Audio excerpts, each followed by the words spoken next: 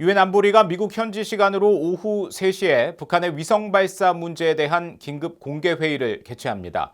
과거 2016년 북한의 위성 발사 때 안보리가 제재를 결의한 전례가 있는데요.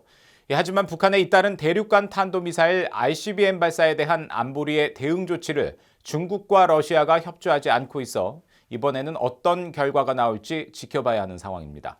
함지아 기자가 보도합니다. 유엔 안전보장이사회가 잠시 뒤 오후 3시에 북한의 군사정찰 위성 발사 시도와 관련해 긴급 공개 회의를 개최합니다. 안보리는 이 같은 내용의 비확산과 북한을 주제로 한 2일 회의 일정을 웹사이트에 게재했습니다. 앞서 유엔 주재 미국 대표부 관계자는 1일 BOE에 안보리 공개 회의 소집을 요청했다고 밝혔고 6월 안보리 의장국인 아랍에미리트의 라나 누세입의 유엔 주재 대사는 관련 사실을 확인했습니다. A request has been made for a discussion of the situation in the DPRK in light of the recent attempted launch. So the council we will consult with council members in terms of the scheduling, but a request has been made and will be duly considered by the presidency. 이번 회의 소집은 미국 외에 영국, 프랑스, 일본, 알바니아, 에콰도르, 몰타 등이 공동으로 요청했습니다.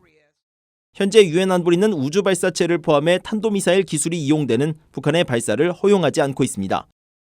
따라서 평화적 권리라는 북한의 주장에도 불구하고 북한의 위성 발사는 안보리 결의 위반입니다.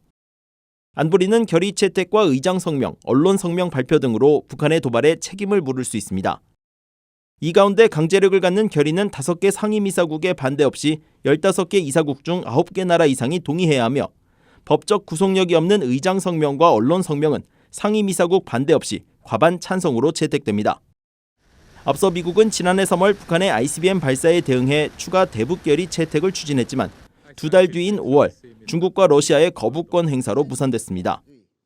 이후 미국은 지난해 11월 다시 의장 성명을 제안했지만 중국과 러시아가 협조하지 않으면서 최종 무산됐고 지난 2월 회의에서 또다시 의장 성명을 제안했지만 아직까지 논의 소식은 들리지 않고 있습니다.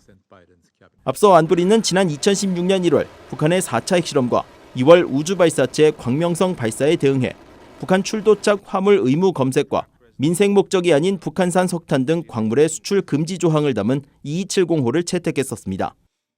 BOE 뉴스 함지아입니다.